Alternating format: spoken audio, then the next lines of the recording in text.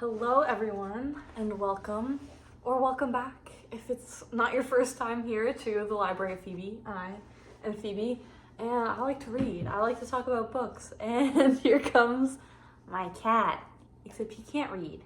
You can't read. Okay, we're already on a tangent before we're starting the video. Today, I kind of just wanted to talk about some books that are on my physical TBR. They're right here. It's a big stack.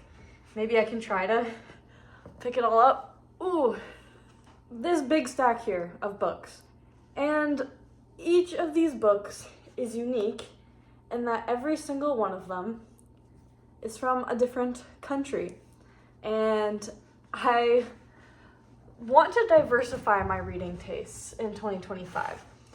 I want to expand my taste a little. I was like, I'm not the worst with it. I do read some from other places, but I want to make it more of a focus in 2025. Yeah, I just feel like my reading tastes have not been diverse enough, and that does not match like what I hold important. So I think I want to be more intentional. It's part of being more intentional with my reading going forward. So we're just going to talk about these books. I'm going to go through them and tell you a bit about them. This might be a little bit more of a different video from me. It might be a little more rambly. I don't know. I just feel like sitting down talking about these things. We're gonna start very close to home. In that the first book is from Canada. I actually have read this book before. It is Anne of Green Gables. I read it in my childhood, as I'm sure many Canadian children can relate to. I've read many versions of this book, illustrated, abridged. I saw the movie. I've seen Anne with an E, the TV series. Love Anne with an E. Saw the play. Did I say that? Yeah, I've seen the play. I know this story really well, but I want to revisit the book. And I don't think I ever read the full series as a child. And I own, I think, the majority of the series. And I want to get to them. I think this will be kind of like a summer read. Maybe 2025. The thing is, not all of these books am I gonna probably read in 2025. I mean, one can hope. But there's quite a few here, and you know, one of my other goals for 2025 is I want to slow down my reading. So far this year, it's like midway through December, and I've read 117 books, which is just like too many. You know, like I want to be more mindful of my reading. So this is one. If you don't know what this book is about, I'll read the back to you. It says, when Marilla and Matthew Cuthbert decide to adopt a boy from an orphanage, they're not sure what to expect. They are in for a surprise when an adventurous, imaginative, red-haired little girl arrives at Green Gables instead. Follow Anne's adventures on Prince Edward Island in the first of Lucy Maud Montgomery's much-loved stories filled with mischief, romance, and friendship. This classic book is sure to delight readers of all ages. I don't live out east in Canada, but I have been out east. I actually, in 2025, I'm hoping to do another trip out there. Maybe I'll go to Prince Edward Island. I've actually never been. I'd love to go for the first time. So I think this series is a strong contender for actually being read in 2025. It might be a priority one. But like, again, Canada is a place I've read from before. And this is a book I have read before. It's just, yeah, I think I really need to revisit it. I'm due for a revisit.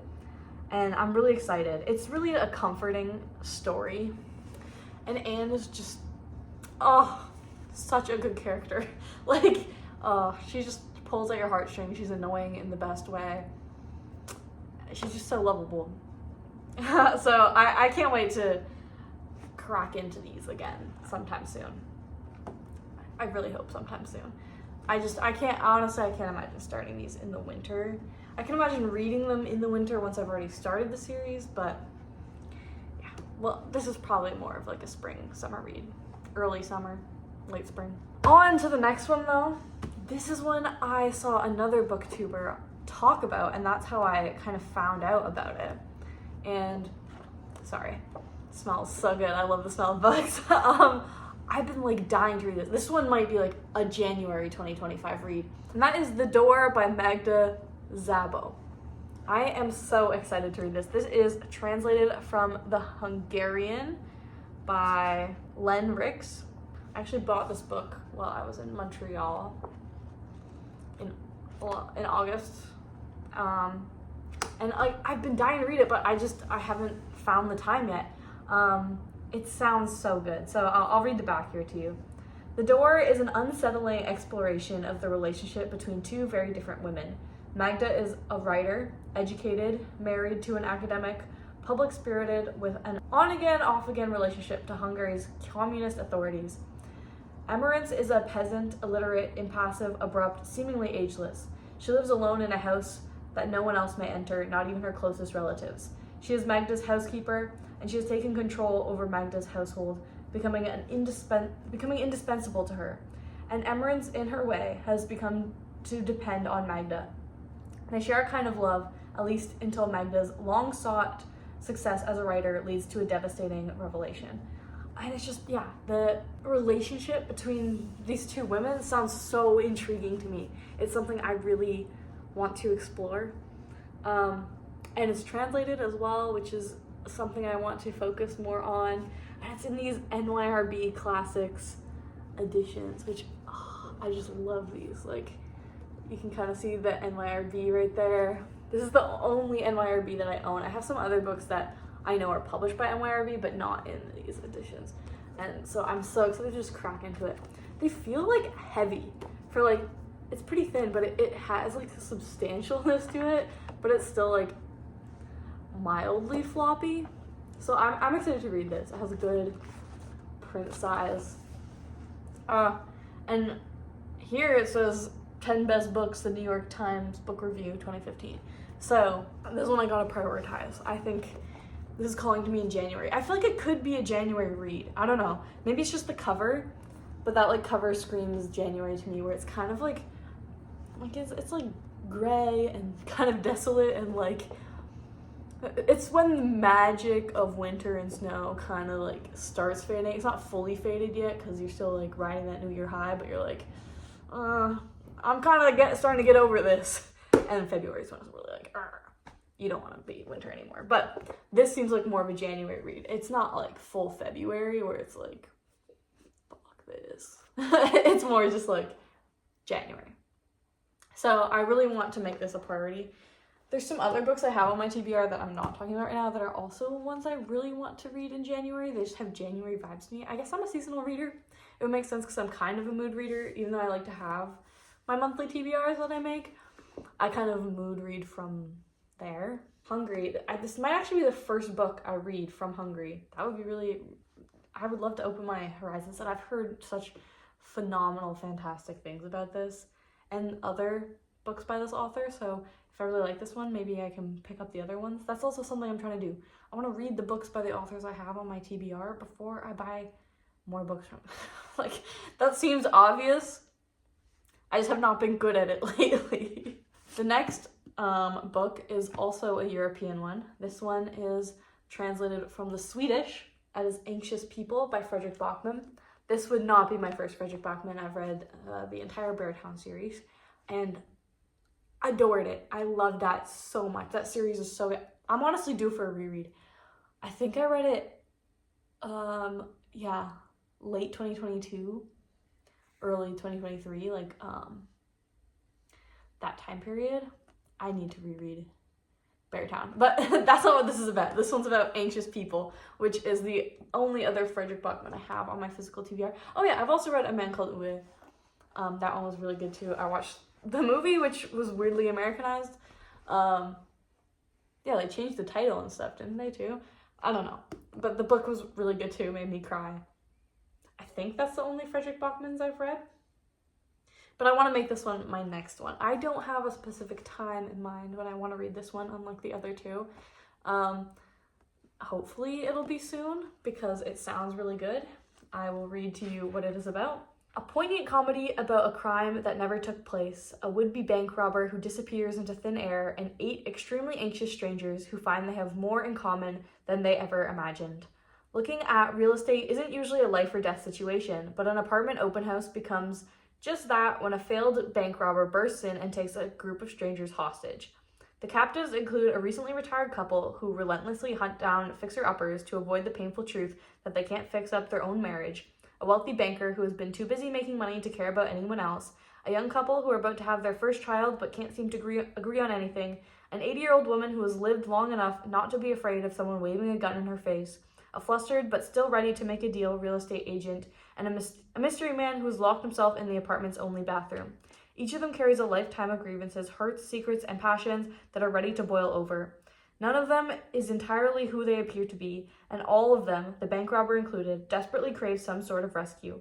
As the authorities and media surround the premises, these reluctant allies will reveal surprising truths about themselves and set in motion a chain of events so unexpected that even they can hardly explain what happens next. And this is translated by Neil Smith. I'm not sure if that is the same person who translated his other books, but if it is, that's super cool because I really liked those other translations from Swedish. I think I mentioned that Fredrik Backman is a Swedish author.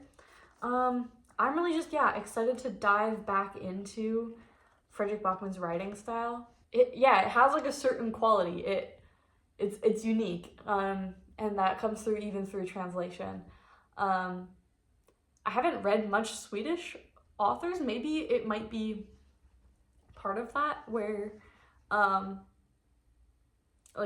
that's how they tend to write in Sweden. I know like different countries can sometimes have different styles and similarities between their authors, so that would be interesting if that was the case. I'm just looking forward to reading this. I don't have a set plan when. The next one I want to talk about is Sula by Toni Morrison. This was actually on one of my TBRs kind of recently, but I didn't get to it that month. It's not my first Toni Morrison. I have read The Bluest Eye, but I hear so much about Sula, and I have this beautiful copy that I got from the thrift store. It's like a little tiny hardcover. I love hardcovers when they're little. I'm not like a huge fan of like huge hardcovers, but like little ones like this. Look at that art on it. That's so nice. I haven't mentioned this is my pick for the United States of America. It sounds like it's gonna be a little bit devastating. Toni Morrison's prose is just like insane, like fantastic. She is such a good writer. I can read here what it's about.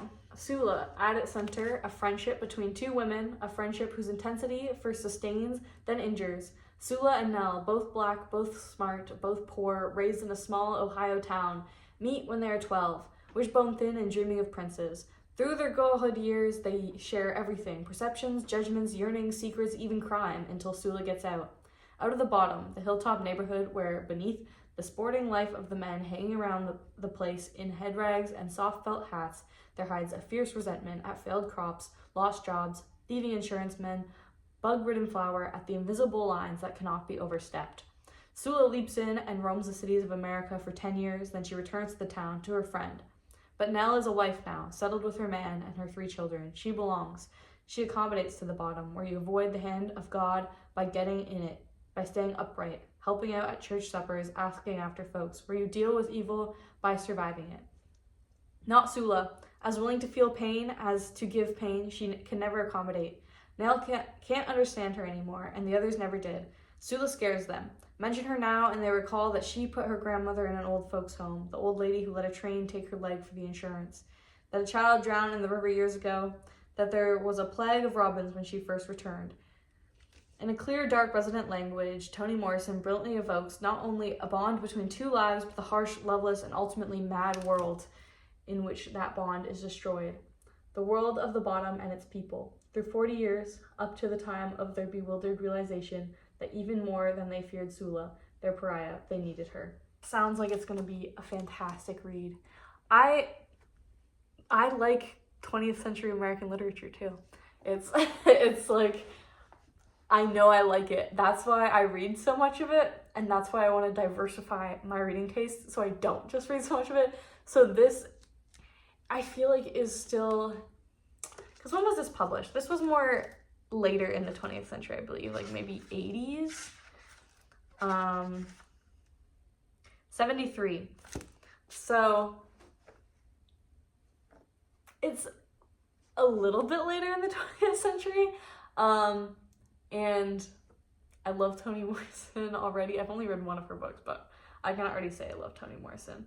I rated Blue Sky 5 stars, and I have a strong feeling this one will also be 5 stars. I don't have an exact plan of when I'm going to read this. I just know I want to, soon, hopefully. So yeah, Sula by Toni Morrison, United States of America. Not so much diversifying my taste by country, but I have to have a pick in here. This next one is a chunky one. If you look at that. And the title will tell you what kind. Oh, it's so floppy though. Like, look at that. Isn't that beautiful? The book is Italian Folktales by Calvino. Italo Calvino, Italian Folktales. So this is obviously my pick from Italy. And this one is kind of different than most of the others on this list because it is like little folktales. It's not one big book. So I feel like this isn't going to be one I read all at once. Like, geez, look how many are in here. I'll find out how many. 200 folktales in here. So I feel like this is one I'm just going to kind of pick through when I am in the mood for it. Read what calls to me.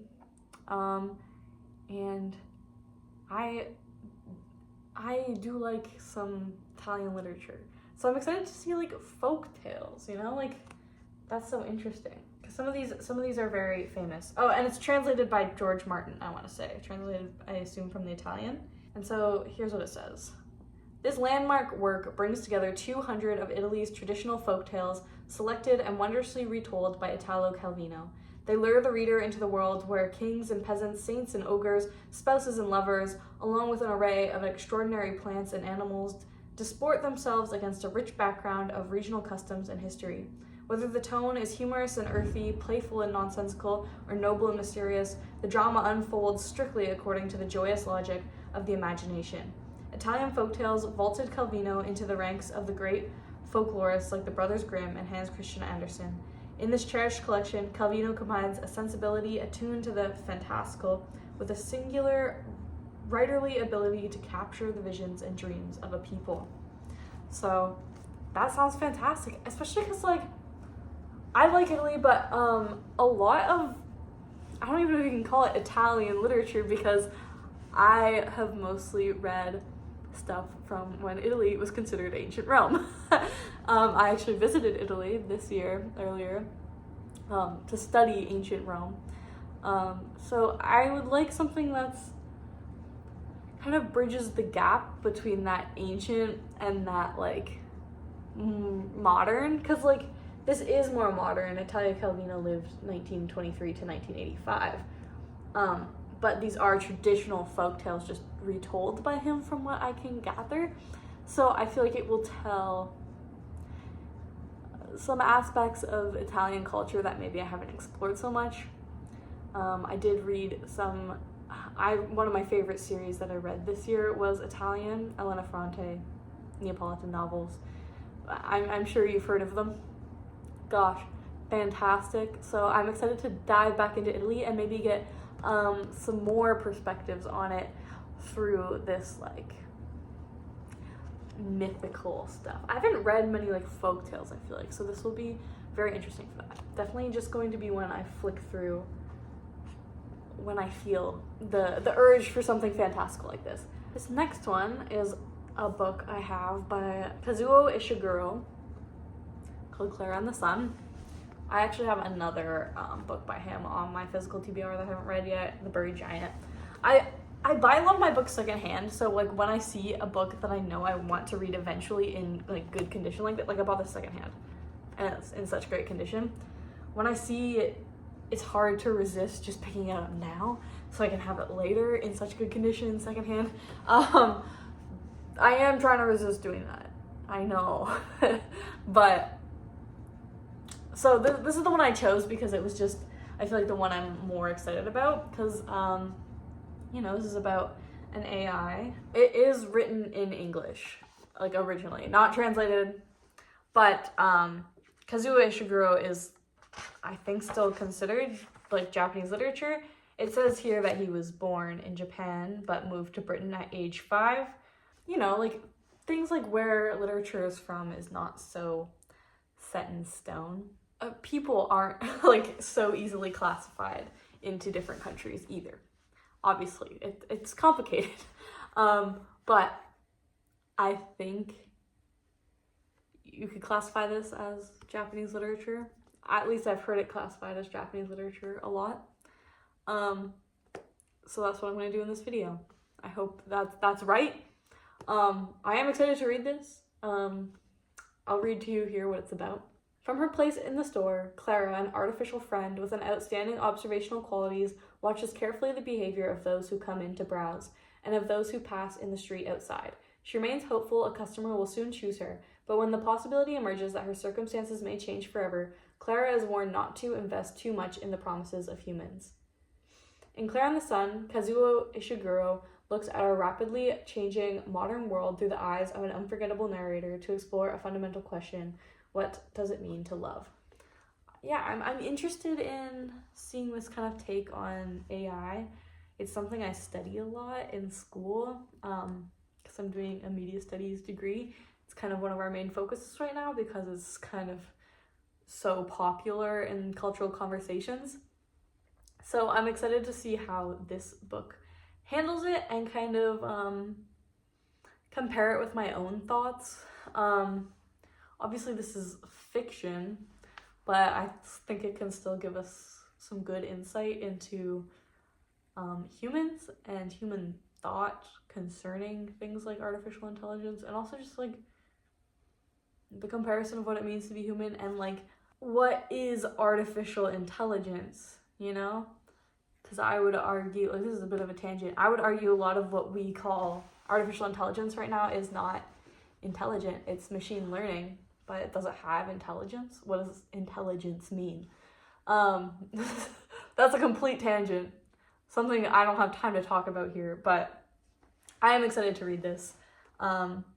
Hopefully again soon. This is another one I don't really have a set date to read, but this next pick is from Ireland, and it is Dubliners by James Joyce. Just the speak around James Joyce has made me intimidated by him, but I feel like this is like a collection of short stories here, right? I feel like that is less likely to be scary to me. So it's kind of where I want to start with James Joyce. Who knows if I'll ever get to something like Finnegan's Wake or Ulysses. This might tell me if I want to pursue those. So it's something I want to tackle. This also might be something that I don't read all at once, kind of like the Italian folktales. But here, I can read a little bit about Dubliners here. It says, perhaps the greatest short story collection in the English language, Dubliners, completed when James Joyce was only 25. Ah! That's only a few years older than me. Ah! I haven't written anything like this. Well, I haven't read it yet, so I don't know. Maybe I have. No, I haven't. I haven't written a short story collection at all. That's a tangent.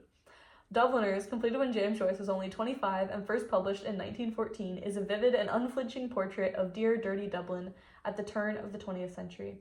These 15 stories, including unforgettable ones as Araby, Grace, and The Dead, delve into the heart of the city of Joyce's birth, capturing the cadence of Dubliners' speech and portraying with an almost brute realism their outer and inner lives. Dubliners is Joyce at his most accessible and most profound, and this edition is the definitive text, blah, blah, blah. I like to hear it's his most accessible, and I think in high school I read Araby for a class. If you're watching this, my high school English teacher, who I won't name just in case it like somehow doxes me, I think we read this. So maybe it's a reread. We didn't read all of Dubliners. We just read that one short story, but that sounds very familiar to me, Araby. We like really analyzed it too. Like this was like a memory for me. And that description of like exploring Dublin, that sounds like it's gonna hit really, maybe I need to pick this up sooner rather than later, because I've been in like a really big phase where I felt so connected to the city I live in. The city I live in is hated a lot by a lot of people who come here or live here. It's I feel like a lot of people's cities are like this, where it's like everyone talks down on it all the time, and sometimes we forget to appreciate the beauty of, you know, this like the place we live. And I've been really thinking about the beauty of it lately, even though it's considered, like in here it's called Dear Dirty Dublin. And I feel like that could that a similar description could be said about my city often. And yeah, it does have a lot of issues, but like it's also like the beauty of it, and wanting to improve those issues and like bring light to the people who live here through a sense of love instead of, you know, hate or looking down on. So I'm excited to get to this one. Honestly, this video is getting pretty long, so I might do a part 2. I might cut it here and do a part 2. Keep an eye out for that. I still have another full stack of books here to talk about. 5 more books to talk about. So I might do that in another video. I hope you enjoyed this one. Keep an eye out for the next one. I think I'm gonna just film it right now, but upload them separately. Let me know in the comments if you've read any of the books I mentioned, or if you have any recommendations for me for books from around the world, maybe from your country.